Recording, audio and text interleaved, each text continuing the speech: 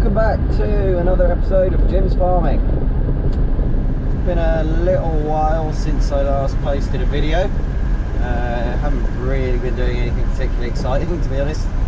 I've been off farm a little bit doing some orchard pruning, which takes up a bit of my time through the winter for a contractor.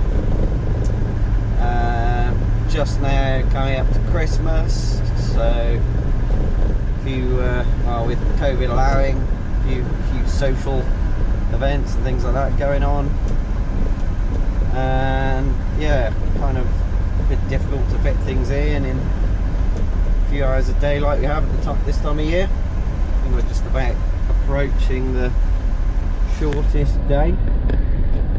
I'm just going to have a quick look at some of the crops.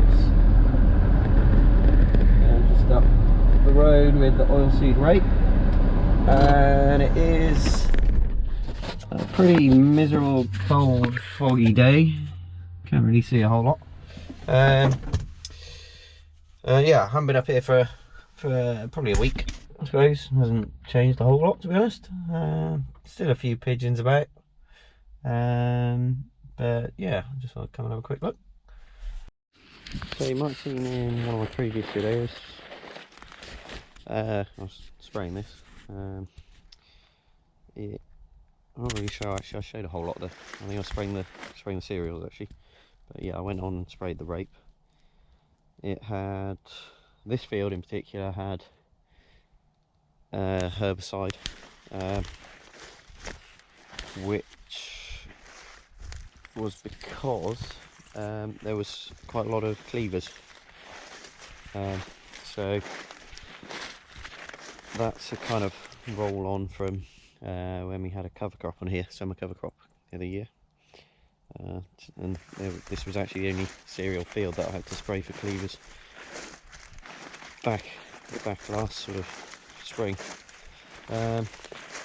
So that did mean that we've actually knocked out the clover, which is a bit of a shame. I was kind of, see some there, it's all dying off. I was hoping to kind of try and leave it in as long as possible, but unfortunately that herbicide was taken out. But I have left the field over the hedge that didn't have the same problem, so we haven't actually taken the clover out of that one. But yeah, rape's not looking too bad. There's some bit of like leaf yellowing, which I think you do tend to see a little bit. Just spraying around the sort of bottom leaves, and perhaps they're sort of shedding them. And there is a little bit of flea beetle larvae in here. You can just find something on. Yeah, you might see there, a bit of scarring on that leaf. If I sort of split that open, don't know if you can really see that. But we have a little flea beetle larvae there, been burrowing through the stem. I'm not sure it's too much to be worried about. Saw it all through it last year, and didn't seem to cause too much problem.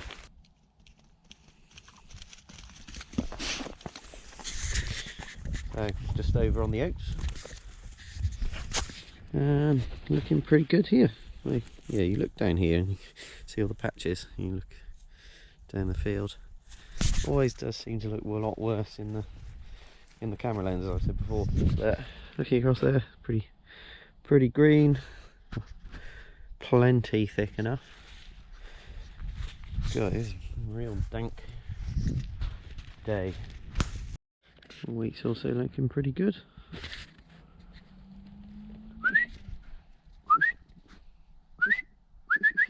So just got a load of steaks loaded up. On the pallet tines on the conveyor, and just heading up to the top end of this ryegrass cover crop to put a bit of a temporary fence in. So just got some pig netting we're going to put on put up against this hedge that doesn't really have any fence against it. Well, actually looking across, I think that one does either.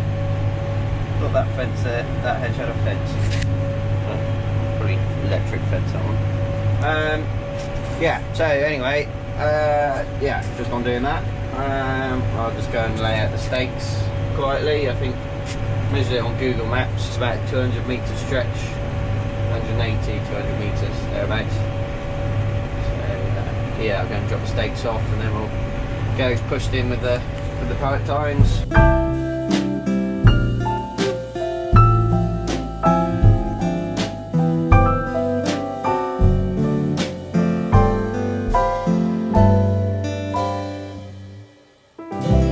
Got me worked up a bit of a sweat. So got all those in. There's a couple down there I think I need to just bring into line. Haven't used as many as I thought I'd need. I think I've used a bit over 40 stakes. Maybe my maths is a bit wrong. But yeah. So just need to go and drop these off somewhere and go and start pushing them in.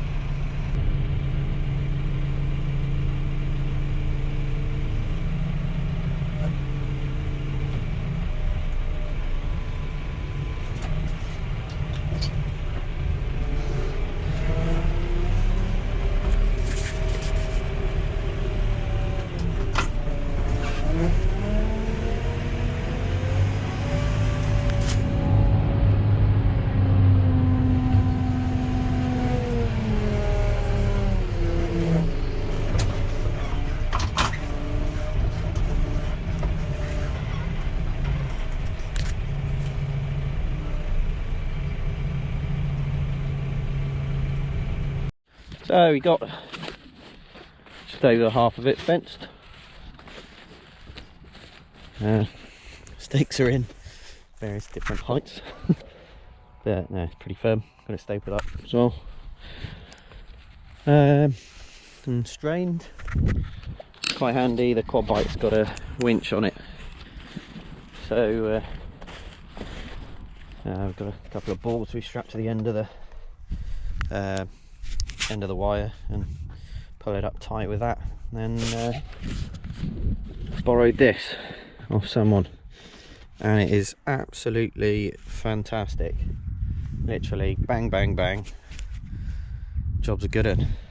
So pretty simple, just got a chain on 2 bits of board, some old bolts holding it together, just clamps around the wire and then just pull it with a winch, put it tight. Pretty simple. And then just got a little strainer in there, and probably have to do the same on the other side. I have to put another stake in there. So whilst I'm here, I'll drop one off.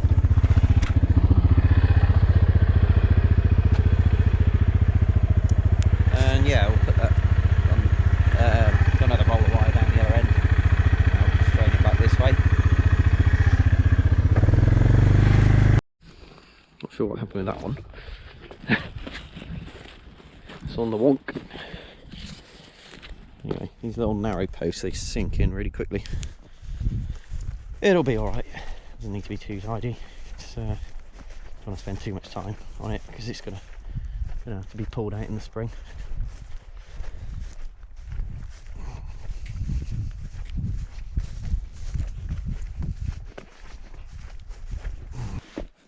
Fudgy fix. Should get a bit of strain on that post. If it is long term, I think normally stick it on top of another post or something. I think that's what the pros do. But that'll do for us.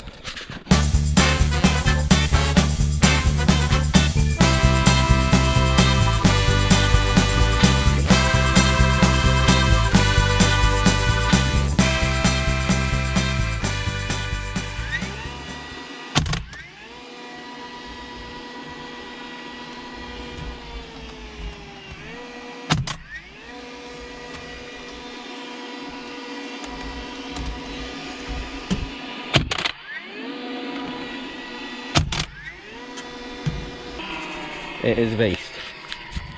I'm really leaving myself on a slack there, to be honest.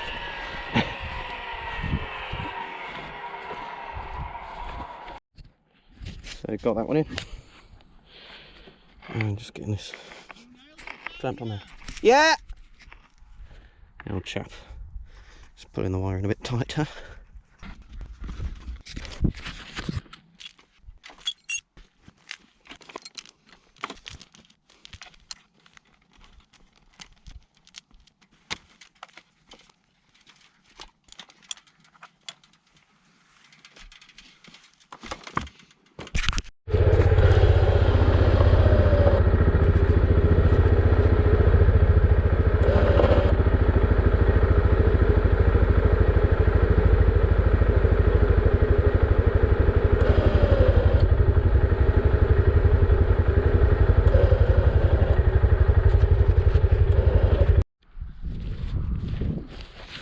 So it's not particularly pretty, but it's job done. Should do a good job of just keeping the eaves out off the wheat on the other side of the hedge.